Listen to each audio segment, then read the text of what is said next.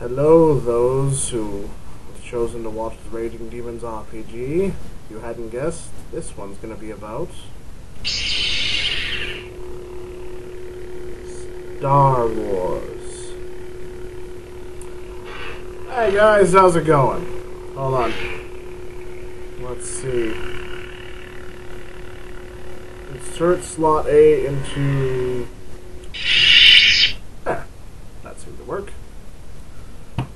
Had a bit of difficulty. It was assembled by a Jawa. Okay, so the reason why for the overly cheesy theatrical opening is I wanted to go ahead and do something that I'm going to call throwing down the gauntlet. No, that sounds like I'm about to start a fight. This is going to be a Raging Demons challenge, and the challenge that I'm posing to you is to run a Star Wars game using your favorite system, whether that's actually the Wizards of the Coast Star Wars, the one put out by West End Games, is that the last one? Yeah, you can use that one. It uses D6s. Or use GURPS, or use whatever system you like, as long as it's Star Wars. And here's the exact challenge. What I'm going to do is I'm going to pose the actual scenario, the backdrop for your game. And should you accept the challenge, this is bearing in mind you can convince your group to go along as well.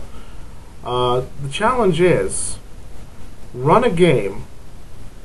Could just be one, flash in the pan, fine. But run a game set in a Star Wars universe in which Darth Vader undid the Emperor, and then never meeting his children, never having an interaction with them. Basically, Luke might have escaped Tatooine,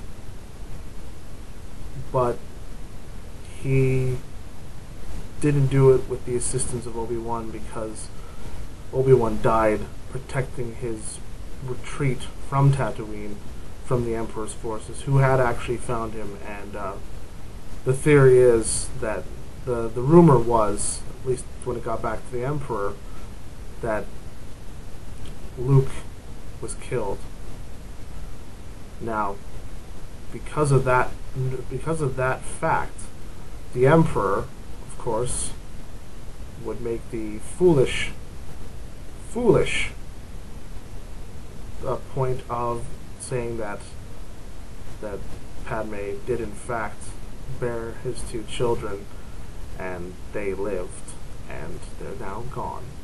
That there's no longer anything left from the Skywalker bloodline.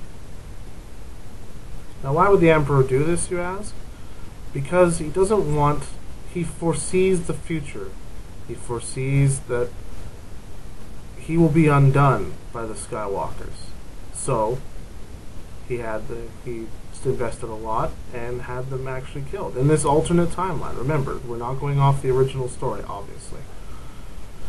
Now, in my opinion, this is only my opinion, Darth Vader's sanity, or while there was left of Anakin Skywalker, was left there because of the hope that, because of not even the hope, that the Force basically let him know in some subconscious way that his children did live. And that sort of kept that little scrap of Anakin left behind that we've seen in Return of the Jedi. We've seen that the scrap come to light when his son was in trouble. Now imagine you take that away, and the cold, dark killing machine that is Darth Vader is let loose upon the galaxy as now the new Emperor. What happens? How does it go? Now, this might sound familiar if you've actually read my fan fiction that I have on the side. Now, my fan fiction is a Star Wars Predator crossover. Then that is located at, well, actually, I'm just going to put a link in the description if you're interested. Now, but the scenario is exactly the same.